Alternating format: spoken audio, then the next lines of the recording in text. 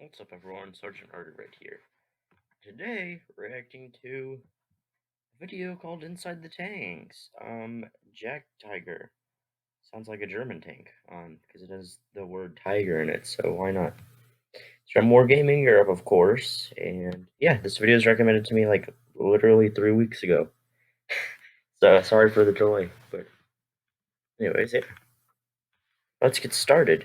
And also, just an announcement, again, I'm going to be announcing it every video. Make sure to subscribe, and once we get to 195 subscribers, we will be doing the live stream right before the election, somewhere around there. Or we'll be talking about the presidential election, who I think is going to win. Going to make an electoral map, address some of your opinions in the comments about who do you think is going to win, etc. At, Q&As, whatever. So yeah, we're at 187 right now, which means we are 8 away, so yeah.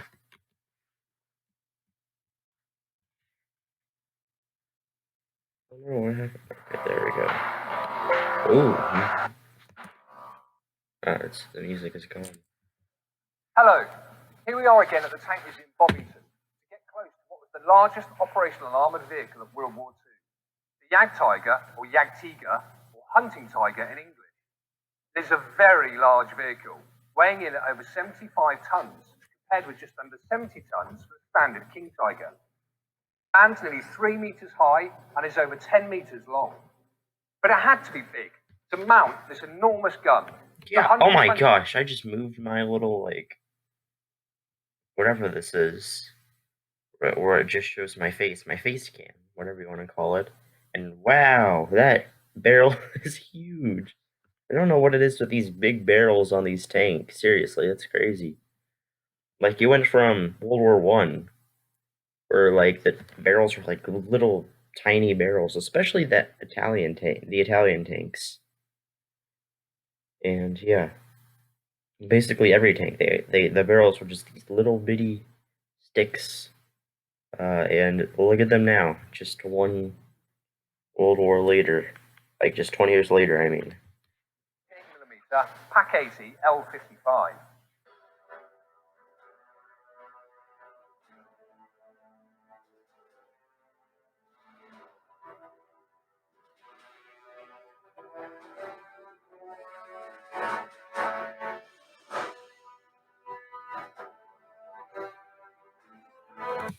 I really don't understand the Germans, to be honest, in World War II.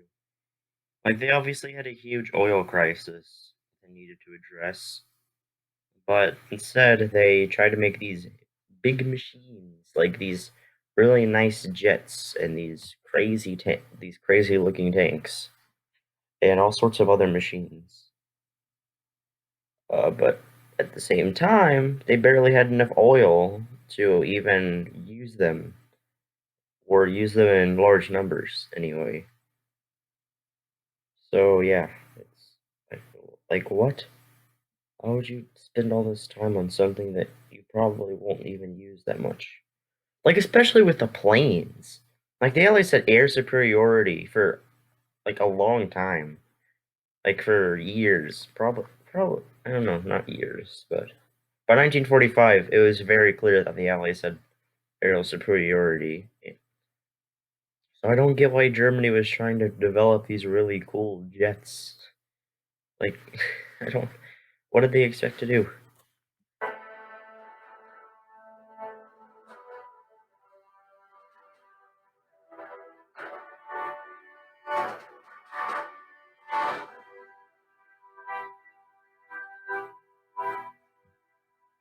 Jagdtiger. Tank destroyer. Oh, it's a tank destroyer. Okay. Largest operational vehicle of World War II. The story of the Jagdtiger starts in February 1943. Oh, Jagdtiger. When it's Forgot decided the to build J a sounds heavy like a tank Y in destroyer German. stroke assault gun on the new Tiger II chassis, which was being developed by Henschel. Later that year, a full-scale mock-up was presented to Hitler and agreed with various changes. However, this did not stop Ferdinand Porsche from presenting an alternative chassis in January 1944. So, Once again, there was a competition between Henschel and Porsche designs, just as there had been for the Tiger 1. But once again, just as before, production of major parts was started before the design was finalized, and this resulted in 2 different chassis. At least they finally learned their lesson about sloped armor. Look at that. 1 Henschel and 1 Porsche. The first 11 Jagdtigers were built on the Porsche chassis. This example is the only survivor before the Henschel chassis was adopted for the series production, bringing the total production run to 85 vehicles. Oh my gosh. Bobington. See, I told you, like they weren't able to mobilize these weapons in mass numbers. The Jagdtiger was actually the second one built and was captured at the end of the war at Germany's tank proving ground at Sennelager, where it had been used in testing.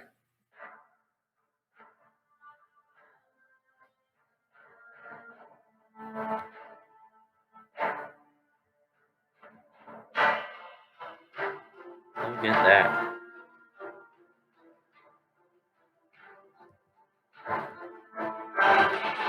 Ah!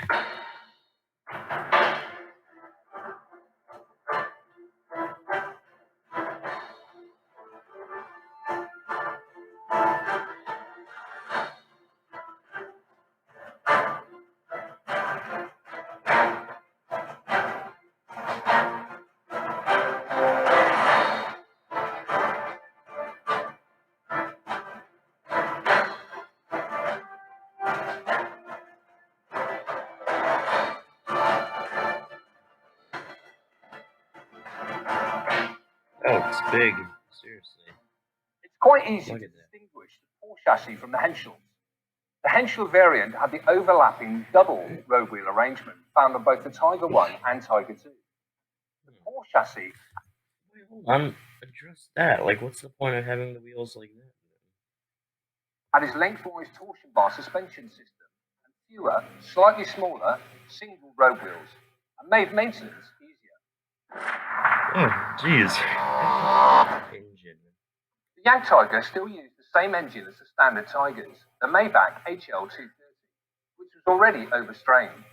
Not surprisingly, it was even more unreliable, propelling the much heavier tank destroyer.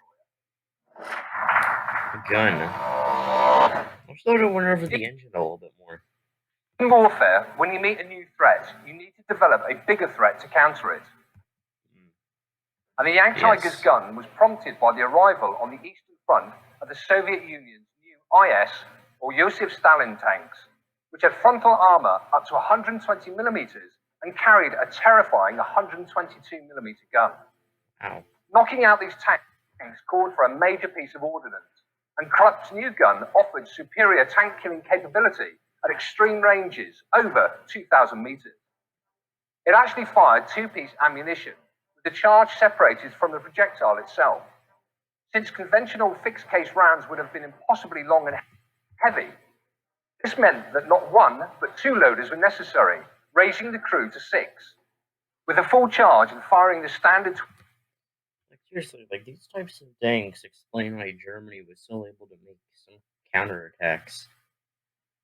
Like, for example, around 1945, Germany did this massive tank attack. It almost took Budapest back, which is cool. But of course, the Soviets, they were a lot stronger than the Germans at the time. The Germans did not have that many resources, and their troops were understrengthed. 26.4 kilogram Panzer Granata 39, it had a muzzle velocity of 880 meters per second and could penetrate 167 millimeters of sloped armor at 1,000 meters and 117 millimeters even at 2,000 meters. What? Listen, I'm not like British, but yeah, like 1,000 meters. That's like a kilometer. Is it? No, it's not. It's probably 100. No, I don't know. No, probably 1,000. How many? That would make sense, but I just want to make sure. Yeah. Wow. So 117 millimeters at 2 kilometers. That's crazy. But at 2,000 meters. Or more. I think this doesn't have to do with the 1,000 video. meters. I think it's really funny how American English has pretty much just removed the U from all sorts of words, from actual English words from Britain. Like for example, armor. That just made me think of it. In America, armor is spelled ARMOR, not with the U. And then with the word favorite, for example, it's another good example. Favorite in British English, it has the U in it. FAVOURVITE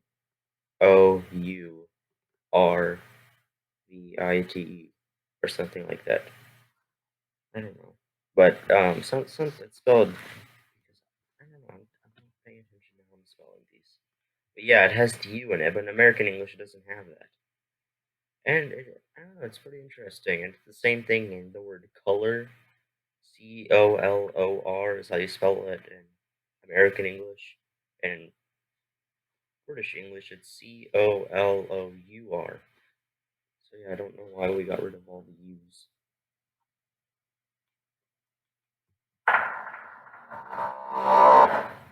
But when it came to taking punishment, as well as dishing it out, the Jagdtiger had few worries.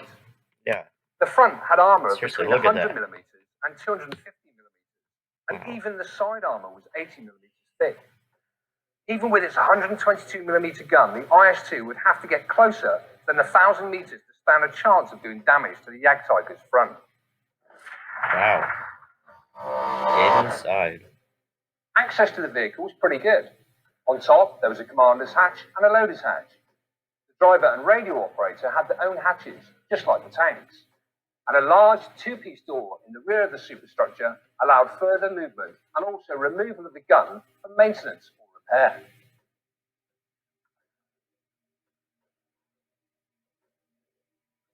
Now, the interior is not complete, but it gives us a great idea of the organisation and the layout. Across to the left, we had the gunner's position. And across to the right, we have the commander's position. You can also quite clearly see the stowage racks running down the side. Now, of course, there were also two loaders, positioned left and right of the main armament. They had to have easy access to the ammunition. The reason being, of course, the ammunition is by no means lightweight. Yeah. The final two crew members, the driver and the radio operator, were situated up the front as in a normal tank. In battle. Coming as it did right at the end of the war, the Jagdtiger was never going to make a strategic difference. Yeah. Only 85 were built, and even fewer saw service. By the finish, most Jagdtigers had been put out of action by mechanical breakdown rather than enemy fire. Yeah, that seemed to be a huge thing inhibiting German tanks. Because they make these like massive looking tanks, which on paper were really, really strong with the amount of damage they dealt, the amount of damage they could take, all that. But the problem was always mechanical issues. Like in battle, they would break down and they would have to fix them. And especially since Blitzkrieg relies on moving really fast and taking your enemy by surprise, the mechanical breakdowns really, inhibited that. Inhibited the whole It's strategy just one of example, Blitzkrieg. the only unit ever to have a full complement of Jagdtigers, Heavy Tank Destroyer Battalion 653, reported 42 serviceable Jagdtigers on the 23rd of January 1945. A week later, one of them had been knocked out and knocked. January 1945, Germany still had a decent amount of land. And they still somewhat were able to hold their fronts until that massive Soviet attack in their center. 19 others had broken down and were under repair. But where they did manage to engage enemy forces from an ambush position, they could do tremendous damage. In one engagement, 3 Jagdtigers destroyed 25 US tanks and tank destroyers without a single return round penetrating their armor. So, What? What the heck? That is crazy. Wow. Jeez. Well, then again, United States tanks weren't necessarily the best in the world. Some say they are, but no, I disagree. I don't know for sure why, but I think I've heard because of the reliability is pretty good. Also, I forgot what I was gonna say, but I'll remember it later probably. At the end of the day, Oh yeah, never mind, I forgot again. Why? I have it sort of in my mind, but I sort of don't. Maybe this will help me remember. enemy forces from an ambush position, they could do tremendous damage. In one engagement, 3 Jagdtigers destroyed 25 US tanks and tank destroyers without a single return round penetrating their armor. Well, I'll pause the video for a little bit to see if I can remember, but I can't. So well. So, at the end of the day, it was once again a case of too little. Oh, great. Okay, I remember it now. So I don't know why, but I just randomly remembered it. So one of the issues with Germany was at the late part of the war, at least. Instead of using anti-tank guns primarily to defeat enemy tanks, they used their own tanks to defeat enemy tanks. At the beginning of the war, they used anti-tank guns all the time, especially in North Africa, where they had a huge impact. Seriously. It absolutely decimated British tanks. But what the heck? My darn cat. Why? Always wants to come in whenever I'm recording. You know, it's definitely one of the issues, especially since they had an oil crisis. They really could not afford to make all these tanks. They needed to make anti-tank guns and use those. If they would have used those, they would have lasted a little bit longer, seriously. What? Oh my gosh, that darn cat. Too late. The video's about to end anyway, so I'm not letting you in, Eclipse. Come on. Although in the case of the Jagdtiger, it should probably be too much too late.